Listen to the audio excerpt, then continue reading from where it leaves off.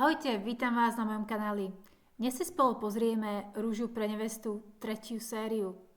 Program, v ktorom o srdce, alebo presnejšie rúžu, sexy, dokonalého muža, bojuje 20 dravých žien. Dnes začíname prvou časťou, kde sa nám hneď na začiatku predstaví náš starý, teda mladý mládenec, o ktorého sa údajne musí bojovať.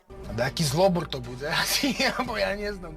Poďme sa pozrieť, kto je tohtoročný Casanova lámač ženských srdc. Volám sa Rastio Zvara a mám 33 rokov. Rastio je cestovaný. Veľa som aj v živote cestoval. Nebojí sa výšok, je podnikateľ v gastropriemysle a vlastní nehnuteľnosti. Čiže dievčatá sa nemusia báť, že nebudú mať čo jesť alebo kde bývať. Mám firmu, kde sa venujem marketingu, sociálnym sieťam, videám, fotografiám, a hlavne v gastropriemysle a mám investície v nehnuteľnosti. Je bývalý hokejista. No, dokopy som sa venoval hokeju naozaj 20 až 25 rokov určite. Hral som v Minnesote a bol som tam 2 roky a hral som ako útočník. A venuje sa aj jiu-jitsu, alebo ak to on nazýva, jiu-jitsu. Momentálne som prešiel na brazilské jiu-jitsu, čomu sa aktívne venujem. Ja som chodil, ako co bylo policajta, tak ja som chodil na judo. No a ako by to nebolo málo, je to rodinne založený muž, ktorý je skvelý strýko. Som strýko, nie je to tak dlho, čo sa sestre narodil, malý sámko. Veľmi rád s ním trávim čas. A psi ho tiež milujú. A nie len, že je teda vymakaný športovec a citlivý, starostlivý muž, je to aj neskrotený drsňák, ktorý čaká na tú správnu ženu, aby ho skrotila. Bude niektorá z dievčat schopná ho skrotiť, alebo je už príliš neskoro? Vždy si tak robíme interne srandu, že to je tvoj bláznivý strýko, čo jazdí na motorkách. No, samozrejme, Rastio prišiel do Rúže pre nevestu z čistých a nevinných dôvodov. No keď ma prvýkrát Krištof oslovil ísť do Rúže, tak to bolo pre mňa úplne niečo nepredstaviteľné. A keď zistil, že na to môže dobre zarobiť, tak sa rozhodol, že prečo nie.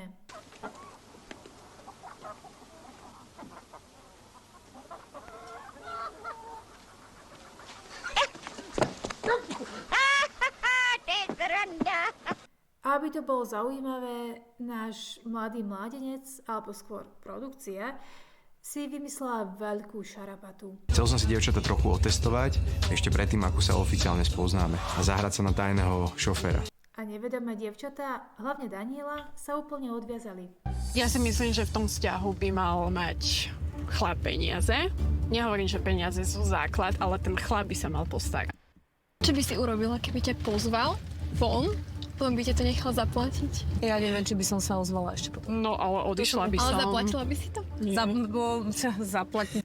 Podľa mňa by mal dať hneď gate dole. Čo, prosím? Či je aj, vieš, že... Neverím. Odchádzam. Či je vôbec...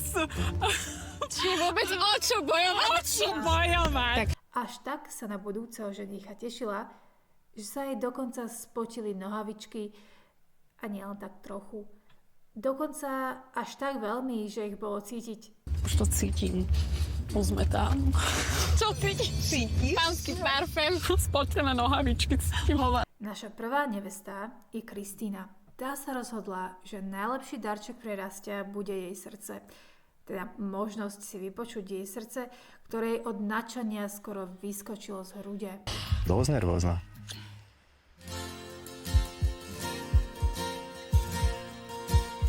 Ďalšia kandidátka je Lexi, ktorá plánuje priniesť okrem elegantnosti, nadčasovosti, pravdepodobne vo forme botoxu, šarmu a údajne úrovni a detskú sedačku do auta. Prvý darček, ktorý vlastne držíš v rukách, je vlastne, verím, naša spoločná budúcnosť. Utekaj! I go able leave me. You shall be lost. What's the worry you? You shall be lost. What's the worry you? Nechcel som piť, ale trošku neuškodí asi. A teraz nám príde na scénu ďalšia bojovníčka o srdce Rastia, Daniela, ktorá okrem pár pľúvancov Ja by som, že asi naplula do ksichtu, odišla by som. spotených nohavičiek Spotrené nohavičky cítim ho. prináša aj túžbu po zakázanom ovoci v podobe túžby po ženatých mužoch. Mala som vzťahy so ženatými mužmi. A keďže ona je tá, ktorá sa spolu s milencami schováva pred ich manželkami, tak sú to práve muži, nie ona, ktorým netreba dôverovať. Tým, že som teda mala vzťahy milenecké, opadla tá dôvera o tých mužoch. Nebudem asi žiadnemu chlapovi v živote dôverovať. A nakoniec sa nič netušiace Lexi a Daniela dozvedia o tom, kto ich vlastne viezol a sú z toho úplne nadšené. Ježiš, ja som na to úplne zabudla. Neviem, či som vám pochválil, že mňa s tým zaskočil, že teda on celý čas v tom aute, že on bol ten šofér. Ale ne.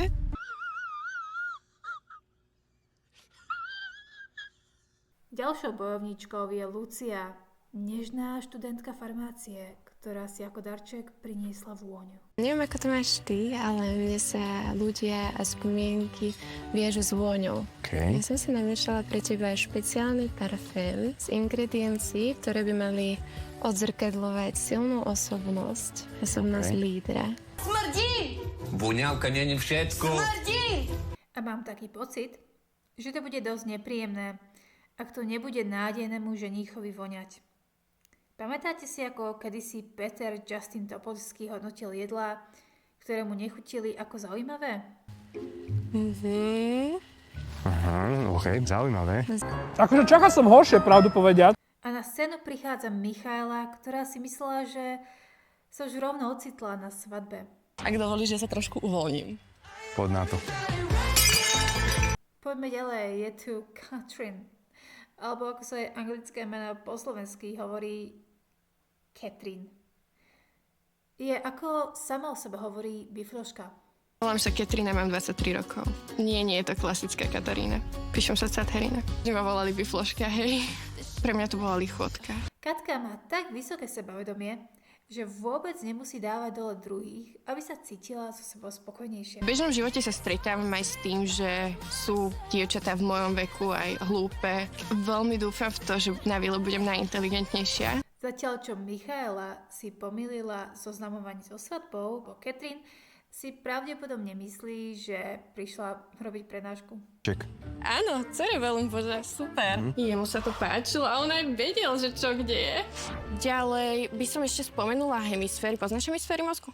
Pri tejto časti by som sa zastavila, lebo tu máme hypotalamus. Áno. Oxytocín je produkovaný v hypotalame. Áno. A tento oxytocín je nazývaný aj ako hormón lásky a dôvery. A tak pri prvej príležitosti zhodí svoje súperky. Počkaj, ale čo si robila s tým mozgom? Však rozobrali sme ho spolu. Rozobrali ste mozog, hej? Áno. Dobre, zaujímavé.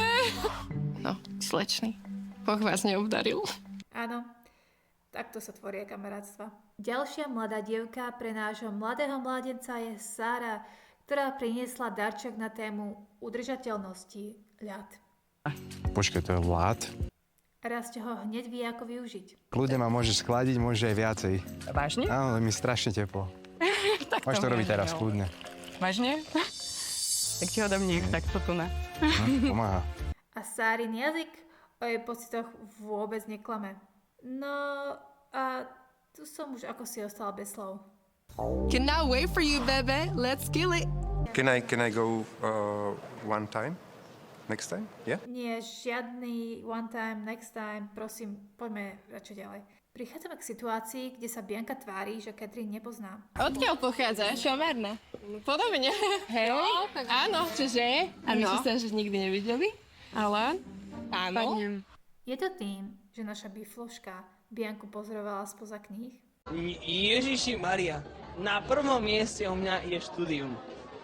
Keby nebolo štúdium, nie som ani ja. No a nakoniec sa ukázalo, že Bianka sa vlastne pretvarovala. Ja som bola v B triede a ona bola v A triede. Ale veď sme sa tak zmenili, čo si myslíš? Ja som sa tak zmenila. Nepamätáš si ma? Ale hej, už hej. Naša ďalšia mladá dievka sa rozhodla, že najlepší marketing pre jej halušky bude práve rúža pre nevestu. Mám svoju vlastnú značku chladených zemiakových a špenátových halušiek. Rasťo nemá na výber a musí jesť. Dobre. Chcela by som, aby si mal zakryté oči. OK. Aby si to ešte viac precítil. Dobre. Nemusí sa báť, hej? No aj napriek zakrytým očiam Rasťo uhádol, čo si na neho Sofia pripravila. Takže, začnem ti to pripravať. Ja už to cítim. Ty už to cítiš. No môžeš začať hádať aspoň, že čo to bude. A teraz sa mi zmiešali tie vône. Že to sú brinzové halušky.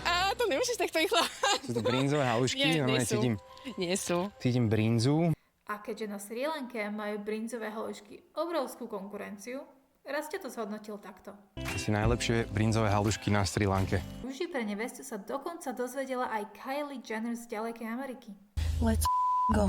Chcela som si práve, že takto natočiť našu spomienku. Čau. No a prečo je mne nenaznačiť, že Rasťovi možno smrdí z úst? Čo myslíš? Čo tým chcem naznačiť? Ďalej tu máme bankovú detektívku. No peniaze, túta, lupa. Áno. Som taká banková detektívka. Dobre. Ani na pivo nemôžem ísť nikde, ani do obchodu, no lebo nikde všade ma prenasledujú ako takú špionku. Tiež reperku. To je tá Petržalská. To by som normálne počúval v aute. Akože fakt, že by som si... Rúžové vlasy. Jak sa ona volá? Luisa. A keďže sa naša ďalšia mladá dievka ako modelka nedostala na prehliadku Victoria's Secret, tak si ju spravila sama. Wow. Čau. Si padla rovno z neba? Zrejme áno, ja som Anička. Ja som Rásťo. Teší ma. A tak náš starý mladenec odchádza úplne na prázdno a neujde sa mu ani len odpoveď na otázku. A ešte mi povedz o seba niečo. No, to si môžeme nechať tak niečo na randičko, vieš. Dobre, kľudne. Že si ma zavolá, že polko ma porozprávam ti také. Dobre. Ďalšia bojovníčka o srdce nášho junáka je zrelá žena, ktorá nám priletela priamo zo Španielska a má srdc na rozdávanie. Ale zase sa Rasťovi neujde žiadny darček. Aj keď sa zdá, že nemám žiadny darček so sebou, ja taký jeden darček pre teba mám. Áno. Ak sa so mnou porozprávaš o samote, tak ja ti ten darček dám. Aspoň si môžeme vypočuť tradičnú španielskú hudbu? Oh ma douce souffrance, pourquoi Zaujímavé. Jožo, ty prestaň klamať! Do telky! Naša ďalšia kráska sa snažila to zahrať na popolúšku. Aj keď jej celá tá pointa o strate topánky a hľadanie majiteľky, ako si ušla. Jednu črievičku som omylom nechala v tom aute. Tá popoluška takisto stratila svoju črievičku. A ten princ, ktorému sa vlastne ona zapáčila, tú črievičku našiel a vďaka tej črievičke našiel aj tú popolušku a nakoniec vlastne sa do nej zamiloval a skončili spolu. Čo zmiatlo aj samotného Rastia. Bola úplne ako princezna na hračku, taká malička. V ďalšej zúfalej snahe zaujať k nám prichádza fialová karkulka alebo kat, ktorej sa o niekoľko hodín neskôr konečne podarí zapáliť kokosy. Trošku to trvalo, boli komplikácie so zapalovaním tých kokosových vlákien. Viere, že mu táto záhadná žena neotne hlavu, si Rasťo zatvára oči a napätie je to obrovské. Znova mám zavrieť oči. Nemusím sa bať. Neboj. No Kylie Jenner má na to svoj názor.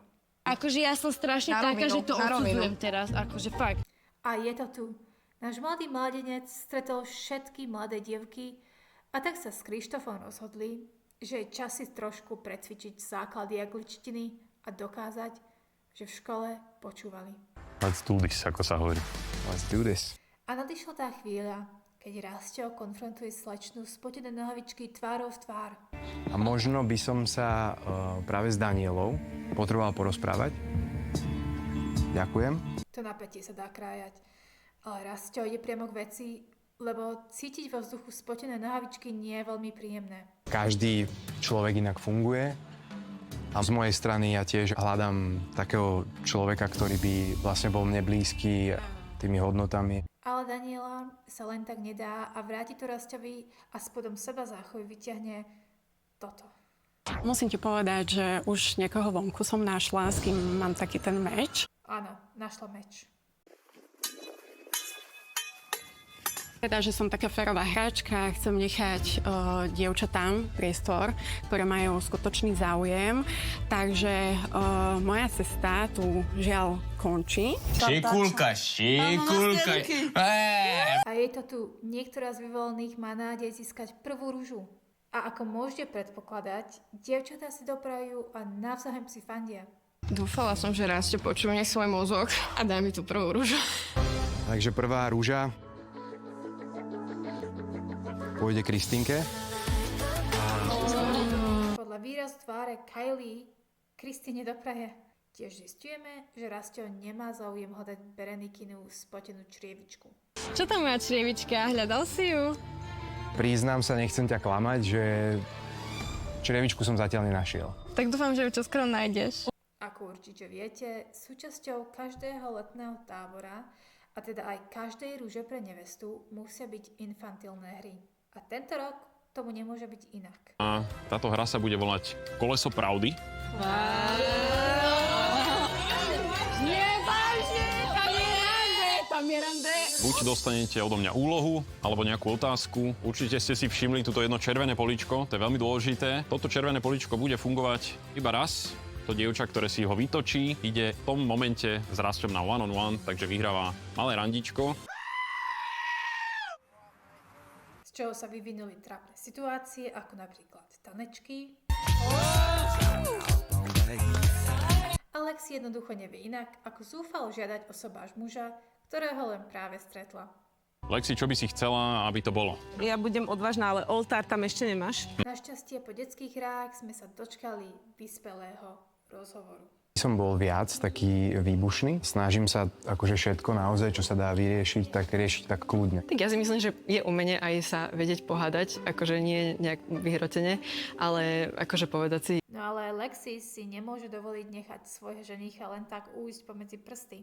Hodnotím a hovorím môj názor. Hej. Ďalšie rande, ideme dievčatá. otvárať fľašu. Zase znovu. Ďalšiu? Ani nestihlo dôjsť k reči o svadbe a rande bolo prerušené ďalšou zúfalou mladou dievkou. Žena, máme tu asi spoločnosť. Čuk, ospravedlňujem sa, že ruším. Ja som to očakávala. Ktorá po rande s Rastom spolu s Kylie vidie veľmi vyspelú konverzáciu. Ak chcete návod na to, ak sa rieši konflikt, tak tu ho máte. Názorov sme mali v minulosti nezhodu a tá príčina konfliktu spočívala v tom, že sme mali takú nesplnenú spoluprácu, by som povedala, a nechcem to rozmazávať. Idem si sadnúť, lebo nemôžem na teba ani kúkať. Ania, bože, je mi normálne nevoľno. Chod sa vyzvracať. No, ty sa choď vyvracať. No a potom sa ako dospelá a vyspelá žena Kylie Jenner musí vyžalovať Rastovi. Určite ho to očarí a uvidí v nej potenciálnu partnerku. Ja ju poznám vlastne zo reálneho života. Mala som jej robiť nejakú takú tú reklamu, hej. Nastali tam nejaké nedorozumenia. Ona na mňa tak vyletela, že ich ja poznám z reálneho života a začala byť na mňa taká toxická. Ale zvládneš to teda, hej? Zvládnem, ale kvôli tebe to zvládnem. To som rád. A ak by ste si mysleli, že Rastio si konečne odýchne od dramatických výstupov a srdcervúcich príbehov, tak nie, mýlili ste sa. Dráma pokračuje. Ale Miška je ticho. No. Áno, mám syna. Ak by som mohla, tak by som možno teraz chcela aj tomu možno najdôležitejšiemu človeku v tento moment niečo povedať. Ale predtým, ako sa náš mladý mladenec dozvie túto dramatickú informáciu, treba sa uistiť, že všetko ostatné je v poriadku. Vy mám kartiny nejaké? A je to tu najdramatickejšia situácia s tou najdramatickejšou hudbou. Čo sa stalo? Mám syna. Má 4 roky. Volá sa Nikolaj. Som teda chcela, aby si to vedel odo mňa. A keby toho nebolo dosť, v tejto reality show nastáva obrovský zvrat. Vlastne ja ti chcem predstaviť moju dceru. Takže ty si ma prišla otestovať. Tak ahoj, mami. Ahoj, čo si to pripravila pre nás? Ahoj, ja som Rastio.